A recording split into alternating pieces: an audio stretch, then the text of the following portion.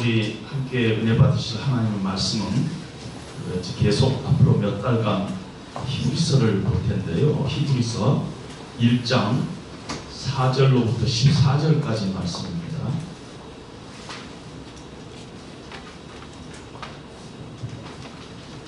(4절로부터) 14절까지 말씀, 제가 한 절 읽고 여러분들이 한 절 읽고 교독하도록 하겠습니다. 그가 천사보다 훨씬 뛰어남은 그들보다 더욱 아름다운 이름을 기업으로 얻으심이니, 하나님께서 어느 때 천사 중 누구에게 너는 내 아들이라 오늘 내가 너를 낳았다 하셨으며, 또다시 나는 그에게 아버지가 되고 그는 내게 아들이 되리라 하셨느냐. 또 그가 맏아들을 이끌어 세상에 다시 들어오게 하실 때 하나님의 모든 천사들은 그에게 경배할지어다 말씀하시며, 또 천사들에 관하여는 그는 그의 천사들을 바람으로 그의 사역자들을 불꽃으로 삼으시느니라 하셨을 때, 아들에 관하여는 하나님이여 주의 보좌는 영영하며 주의 나라의 큐는 공평한 교인이다.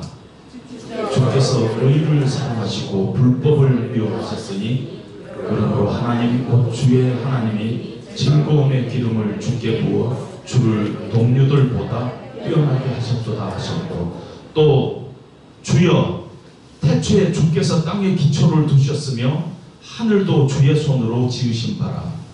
그것들은 멸망할 것이나 오직 주는 영존할 것이요 그것들은 다 옷과 같이 낡아지리니 의복처럼 갈아입을 것이요 그것들은 옷과 같이 변할 것이나 주는 여전하여 연대가 다함이 없으리라 하셨으나, 어느 때 천사 중 누구에게 내가 네 원수로 네 발등상이 되게 하기까지 너는 내 우편에 앉으라 하셨느냐. 함께 읽겠습니다. 모든 천사들은 섬기는 영으로서 구원받을 상속자들을 위하여 섬기라고 보내심이 아니냐. 아멘. 잠시 기도하겠습니다. 하나님 아버지, 또 이 시대에 하나님께서 히브리서를 통해서 우리에게 말씀하시고자 하는 것이 있기에 오늘 이렇게 히브리서를 우리 가운데 기록하시고 또 우리로 하여금 이 말씀을 묵상할 수 있도록 하나님께서 허락하신 줄로 믿습니다. 이 시간 이 말씀이 나를 향한 하나님의 말씀으로 받아 내 생각을 변화시키고 내 삶을 변화시키는 귀한 생명의 말씀으로 우리 가운데 다가올 수 있도록 하나님 은혜를 베풀어 주시옵소서. 예수님 이름으로 기도합니다. 아멘. 천사 그러면 우리는 좀 익숙한 말이죠. 그 사람 천사 같다, 저 사람 천사표야, 우리가 자주 그렇게 말하지 않습니까? 수호천사, 가디언 엔젤, 이 수호천사도 그렇게 낯선 말이 아닙니다.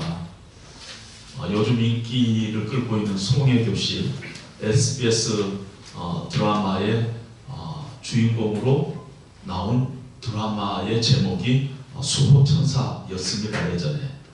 그래서 우리 가운데 수호천사라는 말이 그렇게 낯설지 않은 말로 다가오고 있습니다.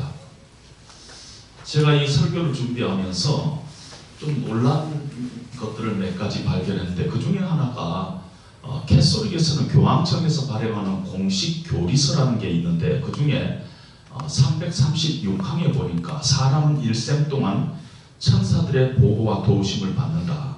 모든 신자의 곁에는 그들을 생명으로 인도하는 보호자인 천사가 있다. 이것이 교황청이 갖고 있는 공식적인 입장입니다. 우리에게 우리 우편에 천사가 다 한 명씩 있다. 그것이 수호천사죠. 더 놀란 일은 유튜브를 들어가서 수호천사를 이렇게 쳐봤더니 수호천사에 드리는 기도라는 것들을 실제 캐톨릭에서는 아주 많은 캐톨릭 신도들이 그것을 매일 이렇게 낭송하는 기도가 있습니다. 또 대천사들, 수호천사들 말고 7명의 대천사들이 있다는가요? 그 대천사들에게는 긴급한 기도를 드리는 기도문이 유튜브에 이렇게 나오고, 또 그것을 다른 교회에서, 다른 성당에서 한 것들도 봤더니 똑같은 내용입니다. 우리가 마치 주기도문을 외우듯이 그들은 수호천사에 드리는 기도를 아주 정규적으로 자주자주 드리고 있는 것을 봅니다. 캐톨릭에서는 이렇게 천사 이 얘기가 아주 자연스럽지만은 개신교, 특별히 저 같은 평생을 개신교에서 살아온 사람에게는 천사 이 얘기가 어떤지 낯설고 불편하기도 합니다. 물론 성경에는 천사 이 얘기가 수백 번 나옵니다.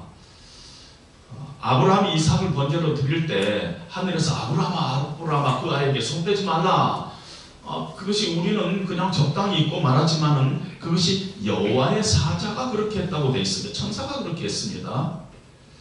하나님께서 소돔과 고모라를 심판하실 때 롯에게 나타나서 이 성을 빨리 떠나라 하는 것도 천사가 롯을 재촉하여, 그러니까 천사 얘기가 있잖아요. 자세히 들여다보면은 성경에는 천사 얘기가 많이 있습니다.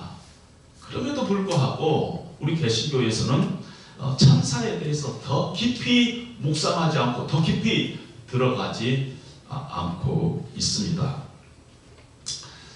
그래서 오늘 성경에, 오늘 본문에 보면은 본문 안에도 천사라는 단어가 7번이나 사용되어 있고, 또 히브리서 기자가 예수님이 천사들보다 우월하신 분임을 아주 설득력 있게 7번의 구약을 인용하면서 이렇게 펼치고 있지만은 저는 그래서 설교 제목이 천사들보다 우월하신 예수님, 이게 마땅하고 보편적인 설교 제목이어야 될 텐데, 예수님과 천사를 비교하는 것이 도대체 마음에 들지가 않아가지고 비교할 수 없는 대상을 비교하는 것 자체가 너무 자존심 상하고 기분 나쁘고 해가지고 저는 그냥 하나님이라 부르신 분, 이렇게 좀 다른 제목을 이렇게 한번 붙여봤습니다.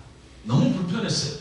천사보다 예수님이 우월한 건 사실이죠. 그러나 어떻게 감히 천사와 예수님을 비교할 수 있느냐 하는 그런 마음의 생각이 있었습니다. 그러면 왜 히브리서 기자는 예수님과 천사를 지금 비교하고 있고 천사보다 우월하신 예수님을 지금 오늘 본문에서 이렇게 7번씩이나 강조하고 있느냐 하면은 뭔가 이유가 있다는 것입니다. 뭔가 이유가 있는데, 이 서신을 받는 1차 수신자인 유대교에서 개종한 크리스찬들이 처해 있는 정황과 아주 깊은 관련이 있다 하는 그런 생각을 갖게 됐습니다. 우리가 알다시피 히브리서를 받는 그 성도들이 처한 시대적인 상황, 네로 황제라 그랬잖아요. 네로 황제 시대 때 기독교가 핍박을 당하고 있을 때입니다. 핍박 정도가 아니었어요. 아주 그냥 그 모임을 참석하면 잡히면은 죽는 그런 상황이었고, 이 시대 때, 이때 바울과 베드로가 다 순교한 때입니다.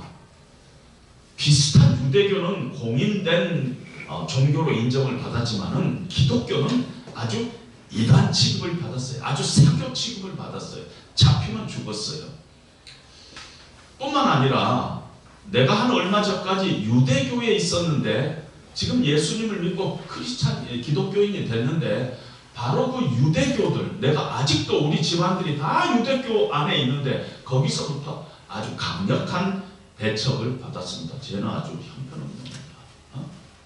이단에 빠진 놈이야. 이런 얘기를 하고 돌아와 이런 얘기를 하고 있었습니다. 이들이 지금 처한 상황이 뭐냐면요, 예수님의 십자가의 죽으심을 이렇게 바라보면서 흥분했어요. 예수님께서 부활하신 것을 보고 너무나 기뻐했어요. 그들이 직접 목격했든지 간접적으로 이렇게 들었든지 그 시대가 듣는 사람도 있고 듣지 못하는 사람도 있고 간접적으로 들은 그 시대였어요. 그래서 그들 가운데 정말 은혜가 충만했었어요. 그런데 기대했던 결과가 지금 달리 나타나니까 이들 가운데 실망이 찾아온 것입니다. 예수님이 곧 재림한 걸로 믿었어요. 그런데 재림은 계속 지체되죠. 핍박은 당해지죠. 주변에서부터 가족으로부터 배척은 당하고 있죠. 그래서 믿음이 흔들거렸습니다. 어떤 면에서 실망이 가장 큰 핍박이었어요. 그들에게 실망이 찾아왔어요. 그래서 유대교로 돌아가는 배교가 여기저기에서 일어나고 있을 때였습니다. 그리고 유대교에서는 아주 천사를 굉장히 높이 보고 있었기에 그들이 유대교로 돌아가면서 천사에 대해서 상당히 긍정적인 얘기들을 서로 하고 있는 것들을 듣고 히브리서 기자가 지금 천사와 예수님을 비교한 것이다, 이렇게 볼 수가 있습니다. 영적으로 신앙적으로 은혜에서 실망으로 옮겨가는 그런 과정 속에 이 수신자들이 있었습니다. 또 어떤 정황을 우리가 이렇게 상상할 수 있느냐면요, 초대교회 안에 강력하게 침투되고 있는 이단 사상이 있었는데 영지주의입니다. 영지주의는 육신은 악하고 영은 선한 것이다, 이런 생각을 가졌습니다. 그런데 예수님은요, 육신으로 이 땅에 태어나시고 육신으로 십자가에 돌아가시고 육신으로 부활했어요. 그런데 기독교 보니까 온통 신앙 전체가 예수 그리스도 얘기거든요. 그런데 그들이 믿고 있는 신앙은 뭐냐면 예수님은 육체로 오신 분이에요.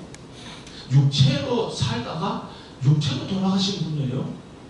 그런데 가까이에 천사는 영적인 천사예요. 예수님과 비교했을 때 예수님이 좀 떨어지지 않느냐 하는 얘기들을 영지주의자들이 곳곳에서 얘기했고 1세기 크리스찬들은 거기에 보이지 않게 영향을 받았을 것이다 하는 그런 생각은 합리적인 그런 추론이라 하는 생각을 합니다. 그리고 당시가 말라기서를 끝으로 400년간 신구약 암흑시기였어요. 그 신구약 암흑시기라는 것은 하나님의 말씀이 닫힌 시기였어요. 하나님의 말씀이 더 이상 선지자를 통해서 들리지 않고 하나님의 말씀이 하나도 오지 않은 때였어요. 신구약 암흑기였어요. 그런데 구약의 성도들, 히브리 사람들은 천사는 뭐하는 분이냐 하면은 하나님의 말씀을 전달하는 사람이 천사예요. 그럼 누구든지 다 그렇게 믿었어요. 스데반도 사도행전 7장에 율법을 전하는 건 천사다, 천사가 다 이렇게 전한 걸로 그렇게 다 믿고 그렇게 알고, 또 그것이 틀린 얘기가 아닙니다. 근데 하나님의 말씀을 듣고 싶어 하는데 말씀은 들리지 않아요. 말씀은 닫혀 있어요. 그런데 말씀을 전해주는 사람이 누구라고 생각한다고요? 천사잖아요. 천사를 기다릴 수밖에 없어요. 그렇잖아요. 내가 어떤 중요한 물건을 주문했어요. 그런데 그 물건을 기다리는 나머지 택배 아저씨를 기다리는 거하고 똑같아요. 택배 먼저 가, 택배 먼저 가, 이런 거하고 똑같다는 얘기예요. 택배가 물건을 주는 건 아닌데 택배가 물건을 갖고 오기 때문에 택배를 기다리는 것과 틀리지 않다는 것입니다. 하나님의 말씀을 듣고 싶은데 들을 수가 없는데 이 말씀을 전해주는 사람이 누구냐면은 천사니까 천사를 기다리고 천사를 앙망하고 나중에 좀 지나치니까 천사를 막 그냥 숭배하는 단계까지 갔을 것이다 하는 추론이 그렇게 틀리지 않은 추론이다, 그렇게 생각합니다. 또 하나는요, 크리스찬이라도 개인적으로 어려움이 생기면요, 영적인 것을 사모하고 갈망하는 쪽으로 가요. 긍정적인 면에서 코로나 기간 동안에 아마존에서 제1로 팔린 책이 성경이에요. 딴 데는 그렇지 않아요. 그런데 어려움이 생기니까 영적인 쪽에 훨씬 더 관심을 많이 갖게 됩니다. 그런데 잘못된 방향으로 가는 경우도 있어요. 어려움이 생기면은 영적인 것을 추구하는 나머지 신비주의로 흐를 수 있는 것이 교회사에 늘 있어왔던 그 사건입니다. 어려움이 생기니까 종말의 날이 언제냐 하면서 다미 선교회가 생겼고요. 뭐 내가 본 천국 환상을 봤다, 이런 것들이 다 영적으로 혼탁되고 어려운 때에 그런 신비적인 잘못된 그런 신앙의 형태들이 나타난다는 것입니다. 개인적으로도 마찬가지예요. 제 딸이 어렸을 때 기관지 천식이라는 걸 한 10년간 거의 막 그 병원을 왔다 갔다 했었는데요. 3살 때 미국으로 데리고 왔는데 저희 어머님이, 한국에 계신 저희 어머니 한 번 데리고, 아마 3살 때인가 그런 것 같아요. 데리고 한의원에 가서 진맥을 했더니 그 의사가 이렇게 얘기를 하더라는 것이, 얘는 10살을 넘기기가 쉽지가 않겠다고 이렇게 얘기를 해가지고 그것을 마음속에 간직하고 늘 손녀딸을 위해서 기도한 거예요. 미국에 가 있는데 늘 손녀딸을 위해서 기도하는데 옛날에 그런 얘기를 듣고 늘 걱정이 되고 그래가지고 기도하는데, 어느 날 제 어머님이 이렇게 어디서 들으니까 거기 여수에서 한 5시간인가 4시간인가 이렇게 버스를 타고 가면은 어디 기도원이 있는데, 기도원 그 땅에서 샘을 팠더니 물이 나오는데 이게 생명수라고, 이거 먹으면은 막 병 다 고친다고 소문이 자자해가지고 거기 버스 타고 가가지고 물을 사가지고 미국으로 보냈어요. 그래가지고 저도 다급하니까 냉장고에 넣어놓고 몇 달 미국에서 한국에서 온 그 생명수라는 물을 조금씩 먹였던 적이 있어요. 지금 생각하면은 얼굴이 화끈거리고 부끄러운 얘기지만은, 예수를 믿는 사람도 개인적으로 어려움이 생기면은 덜컥 영적인 것을 붙잡게 된다는 것입니다. 히브리서를 받은 이 수신자들도, 성도들도 이런 핍박이나 배척이나 이런 어려움이 당하다 보니까 그냥 뭐 정신이 좀 없죠. 그러면서 덜컥 천사를 잡은 것이다, 이렇게 저는 생각을 합니다. 뿐만 아니라 그 당시에 외경에서 에녹서라는 것이 있습니다. 우리는 지금 믿고 있지 않지만 에녹서라는 게 있는데, 그 에녹서의 내용이 에녹이 천사가 되어 하나님의 일을 계속 수행하고 있다, 이런 내용입니다. 그래서 사람들 간에 에녹처럼 거룩한 삶을 살면은 천사가 된다. 에녹처럼. 그래서 에녹처럼 거룩한 삶을 사는 것도 동경하지만은 천사를 닮고 싶어 했어요. 그렇게 거룩한 삶을 사는 천사가 되니까 천사를 동경하는 일이 있었습니다. 이런 추론과 함께 골로새서 2장 18절에 보면은 이런 말씀이 있어요. 사도 바울이 골로새 교회에게 아무도 꾸며낸 겸손과 이렇게 되어 있는데, 꾸며낸 겸손으로 이렇게 번역하는 것이 더 바른 번역입니다. 아무도 꾸며낸 겸손으로 천사 숭배를 이후로 너희를 정지하지 못하게 하라. 그가 본 것에 의지하여 그 육신의 생각을 따라 헛되이 과장한다. 그러니까 그 당시에 어떤 천사 숭배라는 것이 있었다는 것이 성경이 증거를 하고 있어요. 골로새 교회 안에 그런 게 있었다 하는 것이요. 그런데 이것이 무슨 천사를 숭배하는 거라기보다는 어떤 면에서 내가 천사를 봤다는 것이에요. 어제 내가 천사를 봤는데, 어젯밤에 천사가 나에게 나타났는데, 이런 얘기라는 것이. 여러분, 근데요, 내가 천사를 봤는데 그러면은 할 말이 없는 거예요. 봤다는데 내가 본 때 안 봤다고 얘기할 수 있어요?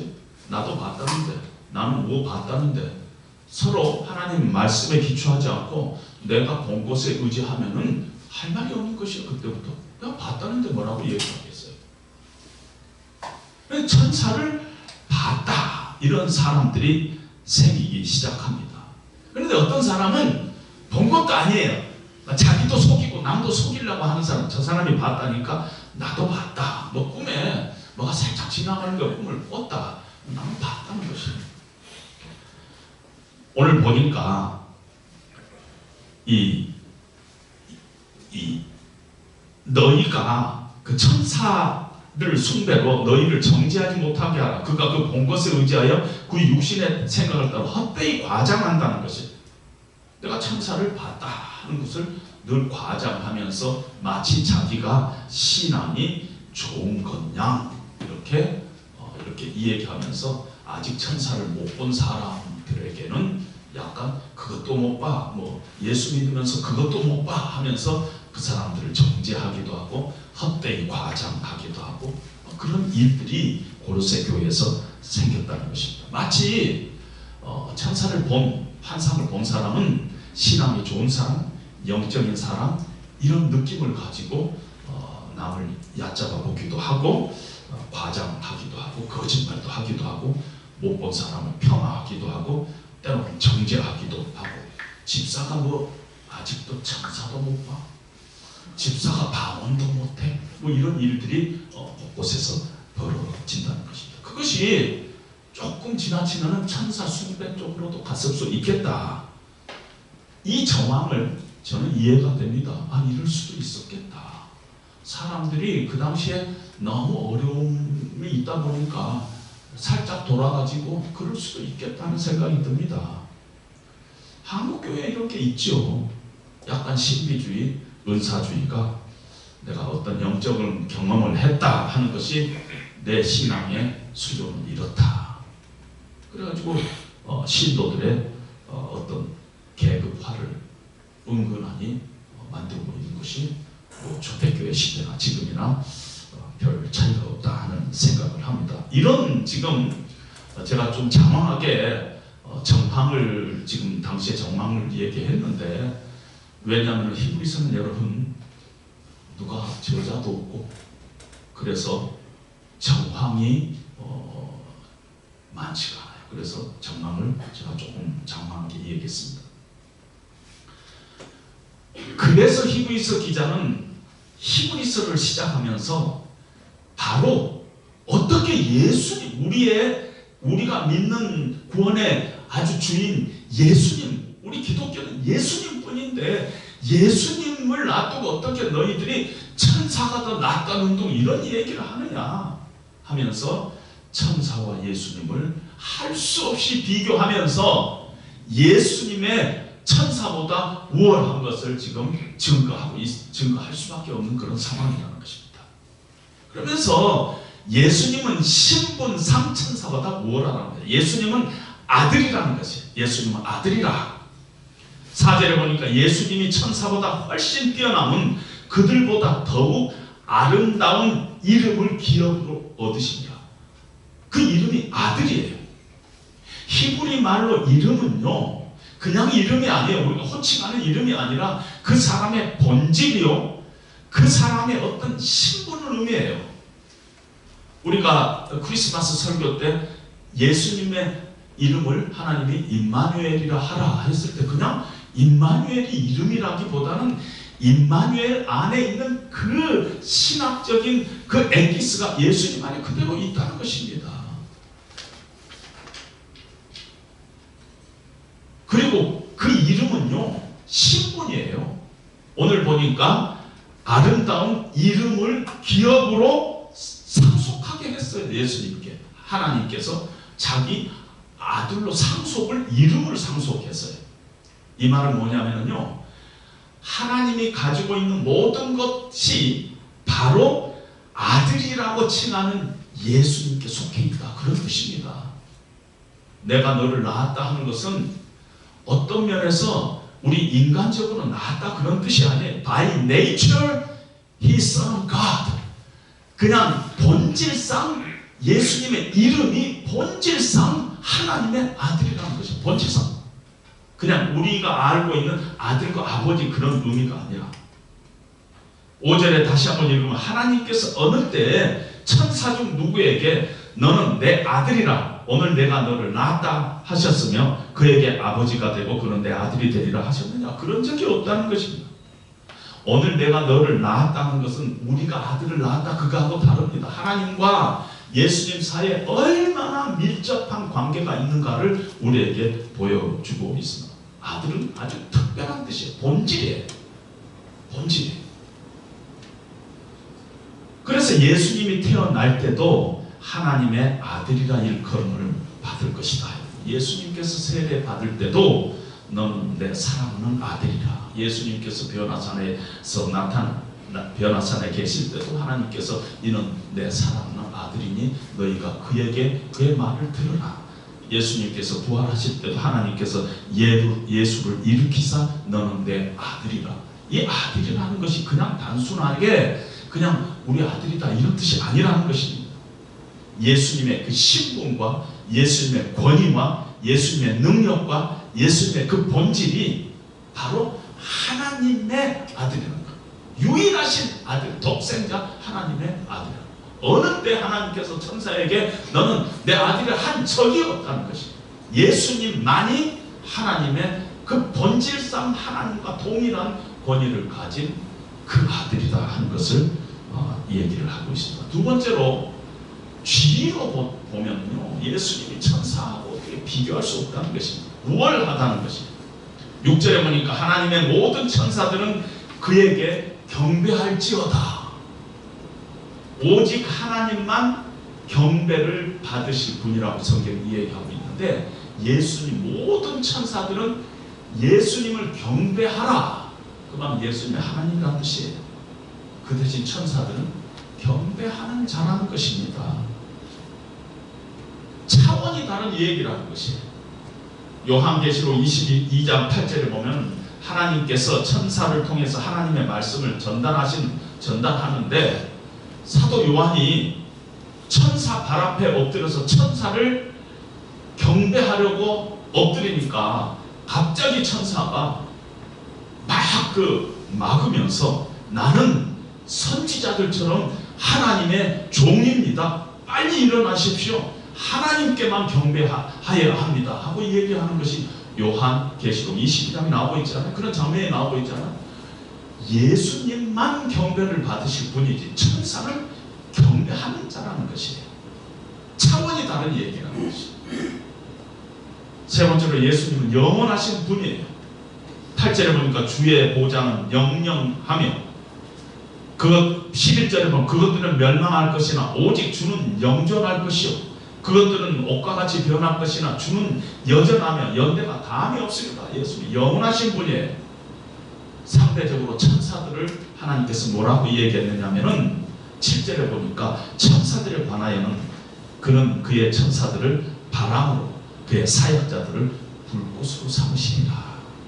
시편 104편을 인용하는데 천사들은요 바람처럼 불꽃처럼 아주 이 가변적이고 일시적이라는 것이에요. 하나님께서 일을 시키면 일을 하고 싹 사라져요. 사라지는 그런 존재지 영원한 존재가 아니라는 것이에요.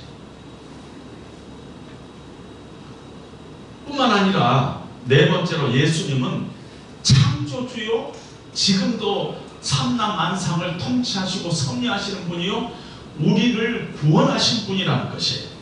그 일에 유일하게 하나님 예수님만 하실 수 있는 분이에요.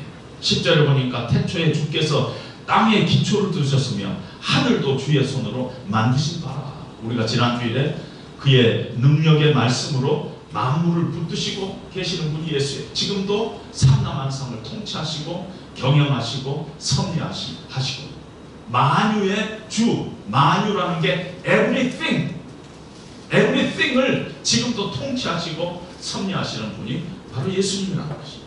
그리고 지금은 그리고 죄를 정결하게 하는 일을 하시고 하나님의 우편에 앉아 계신다는 것입니다. 그리고 지금 하나님과 우리 사이에 유일한 중보자로 예수님께서 계시는 분이라는 것입니다. 그건 오직 예수님만 하시는 일이에요.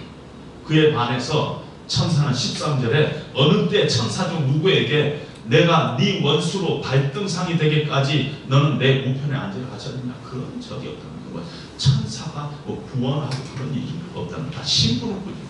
14절에 모든 천사들은 섬기는 영이에요. 하나님을 섬기고 또 구원받을 상속자들, 우리들이 구원받을 코에어, 우리 공동 상속자들을 위해서 섬기라고 보내신 게 아니냐. 그래서 천국에 가면은요, 우리가 사도 바울은 고린도 전서인가요? 우리가 천국에 가면은 천사들을 판단할 것이라고 그랬어요. 우리가 너 그거 하면 그렇게 하면 안 돼, 이렇게 천사들을 판단하는 우리라는 것이. 찬송가에도 보면은 주에게 부탁하신 일 천사도 흠모하겠네. 하나님께서 우리에게 화목하게 하시는 말씀으로 전도를 하게 했어요. 복음을 전하게 했어요. 그 일은 천사들이 하는 게 아니에요. 하나님이 우리에게 맡겨주신 일이고 천사도 흠모하겠네. 우리가 그런 존재라는 거예요. 어떤 면에서.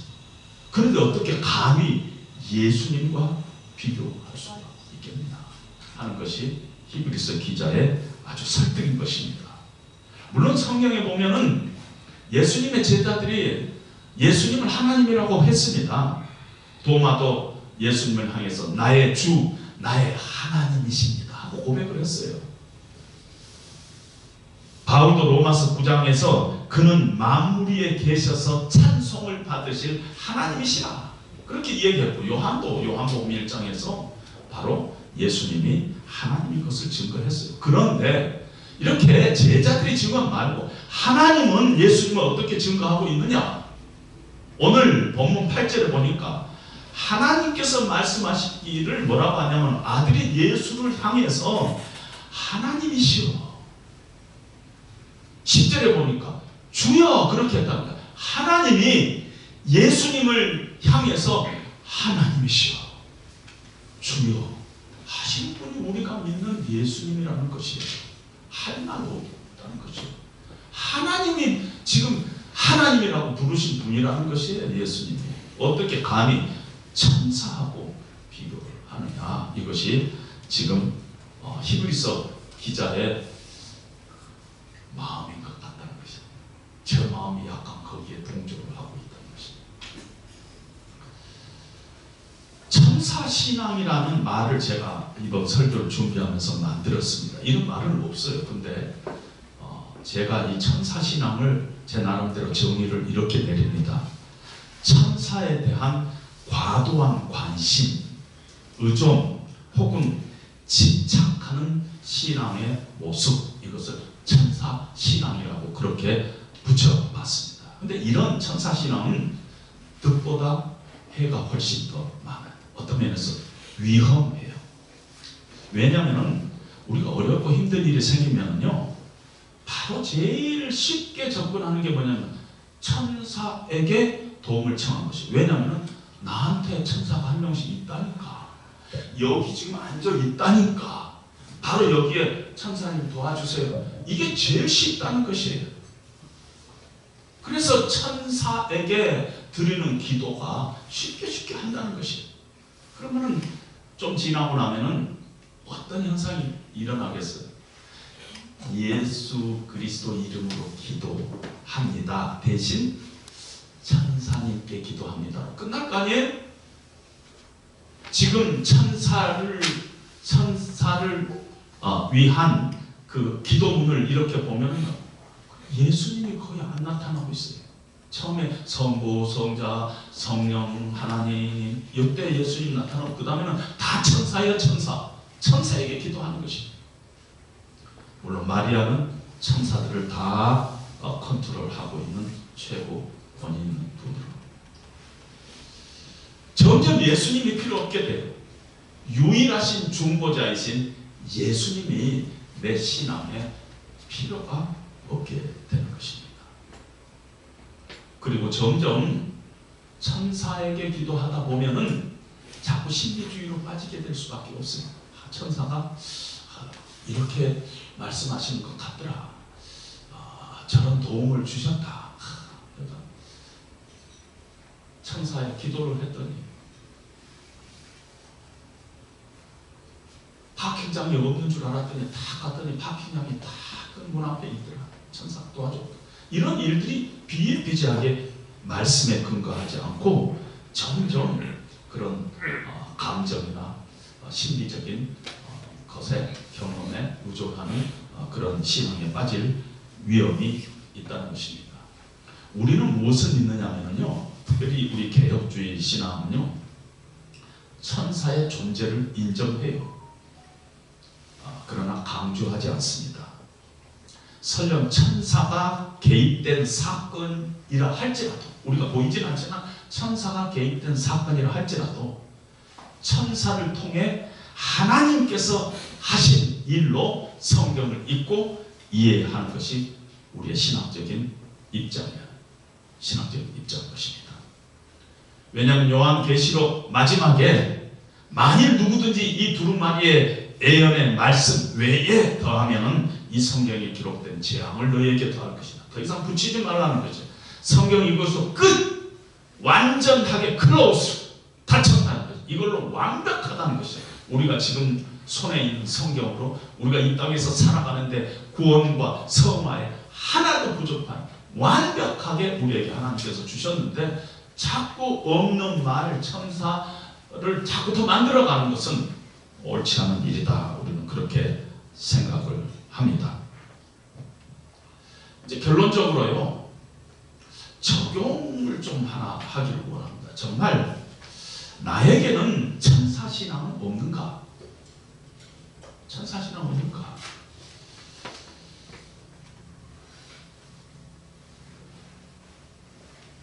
저는 신앙을 하나님을 믿는 것이다.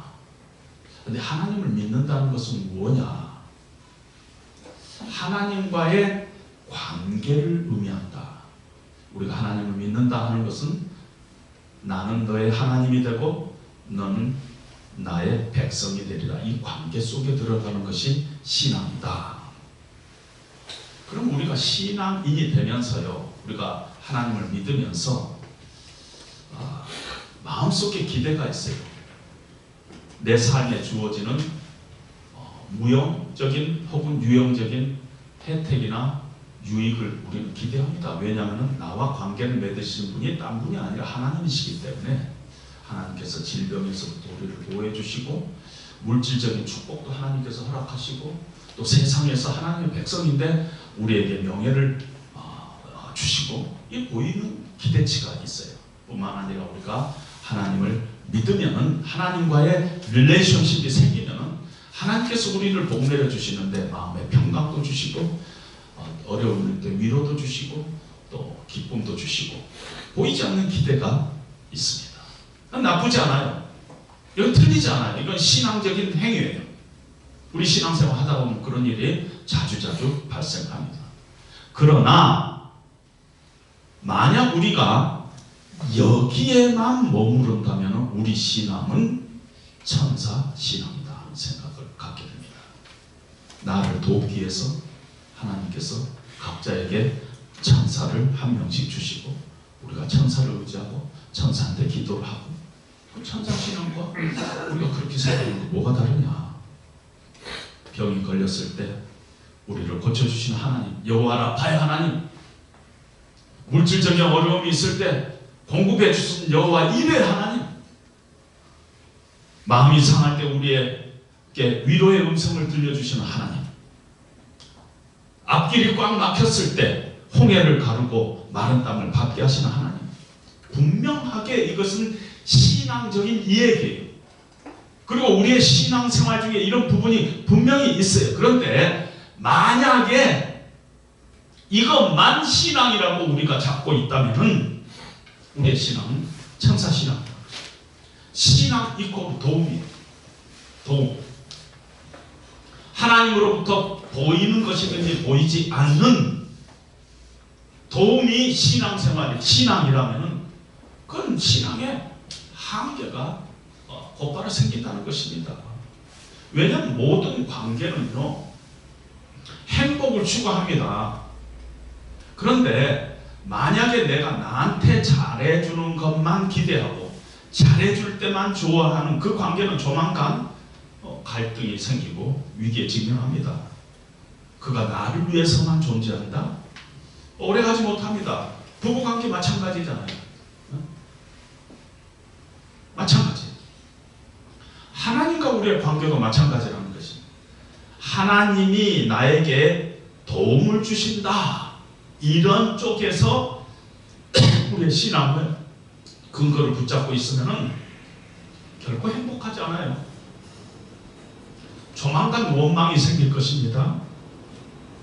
왜냐하면 하나님께서 주시는 것보다 없는 것들이 훨씬 많을 테니까, 하나님께서 응답 안 해주실 것이 훨씬 많기 때문에 우리 안에는 늘 불만이 생기고, 그것 때문에 그 관계에 금이 갈 것이라는 것입니다. 가만히 생각해 보면요, 우리가 기도하고 기도의 응답을 기다리고 있지만 하나님께서 가만히 계시는 것만큼 위대한 기도의 응답이 어디 있겠어요? 하나님께서 가만히 계세요. 만약에 우리가 기도한 대로 쪽쪽 하나님께서 들어줬다면은 재앙이죠. 재앙. 만유의 주제시고 우리의 삶의 구석구석을 통치하신 하나님께서 우리의 최선을 아시고 그 길로 인도하신다는 그 신뢰가 바탕이 되지 않고 늘 도움만 바라고 기도의 응답만 바란다면은 하나님께서 가만히 계시는 것만큼 위대한 기도 응답이 어디 있겠다는 것입니다. 그래서 우리는 천사신앙에서부터 그리스도 중심적인 신앙으로 나가야 된다. 예수님은 우리의 도움이신 건 맞아요. 지금도 도우시는 분이에요. 그런데 도움으로 끝나지 않고 내 십자가를 지고 나를 조처라 하시는 분이 우리 예수님이라는 것이에요. 예수님은 우리의 도움 맞아요. 그런데 예수님은 우리 삶의 중심에 계시는 분이어야 한다는 것입니다. 내가 예수님 위해서 살 때, 예수님 위해서 내가 존재할 때, 그때 신앙이 기쁨이 있고, 그때 감격이 있고, 그때 만족이 있고, 그때 능력이 생긴다는 것입니다. 여러분, 바울이요, 평생 위기와 어려움과 핍박과 배신 가운데서 살았으면서도 한결같이 믿음을 지켰던 그 비결이 어디가 있겠어요? 내가 복음의 빚진 자다 하는 생각을 늘 잊지 않았어요. 우리가 그와 함께 영광을 받기 위해서 고난도 함께 받아야 할 것이니라, 이 생각을 늘 갖고 신앙생활을 했던 사람인 것입니다. 따라서 우리는요, 예수님이 만유의 주, 지금도 우리의 삶을 다 컨트롤하시고 통치하시는 로드라는 걸 늘 인정해야만이 우리의 삶이 정상적인 신앙으로 자리 잡을 수 있다는 것입니다. 따라서 우리는 예수님이 하나님이시다, 하나님이 예수님을 향해서 하나님이라고 부를 만큼 우리가 믿는 예수님은 절대적인 분이시다. 도마처럼 나의 주, 나의 하나님을 우리는 고백하고 그분을 만나는 사건이 우리 가운데 있어요. 늘 예수님이 나를 돕는 분일 뿐만 아니라 다스리는 분이시다. 나를 다스리는 분이시다.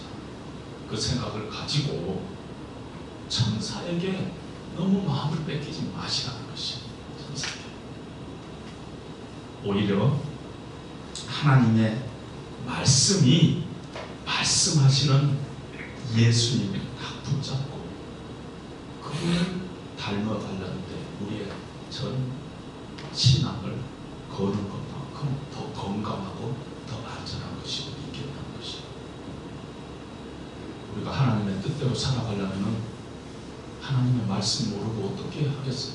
하나님 말씀 안에 하나님의 뜻이 있는데 말씀에서 멀리 떠나서 하나님 뜻대로 우리가 어떻게 살아가겠냐는 것이에요.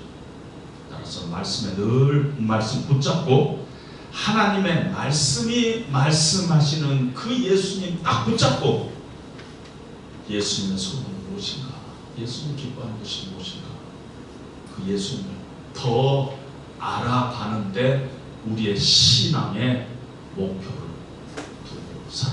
않는, 흔들리지 않는 그런 신앙으로 하나님 앞에 설 수 있을 것입니다. 히브리서는 아주 예수님을 우리에게 특별히 강조하는 책입니다. 저와 히브리서를 만나는 동안에 한 주라도 예수님 없는 설교가 없을 것입니다. 그러니까 예수님을 이번 기회에 완전히 알고 완전히 붙잡는 그런 주님의 십자가교회 성도님 되시기를 주님의 이름으로 다시 한번 부탁드립니다. 오늘 말씀을 생각하시면서